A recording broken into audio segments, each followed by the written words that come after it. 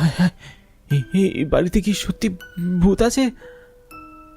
এই বলে সবুজ যখন ভয়ে কেঁপে উঠল, তখন হঠাৎ রাহাত সাহেব সেদিকেই এসে বলল, মাফ করবেন সবুজ সাহেব, আসলে একটা কথা বলতে একদমই ভুলে গেছি।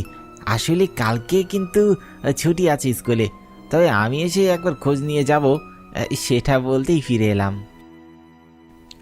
রাহাতকে দেখেই ভয়ে সবুজ বলল, ও আচ্ছা, আপনি? কি হলো বিজ্ঞানের ছাত্রবাবু, ভয় পেয়ে গেলেন বুঝি?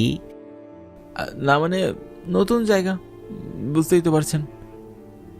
হ্যাঁ ভাই, তা বুঝতে পারছি বটে, আমিও একদিন এই ঘটনার সাক্ষী। এবার আর আপনাকে বিরক্ত করবো না, আপনি বিশ্রাম করুন, আমি তাহলে আসি। কথাটা বলেই রাহাত সেখান থেকে চলে গেল। তখন সবুজ ও চারপাশটা চোখ বুলিয়ে আবার শোবার ঘরে চলে গেল।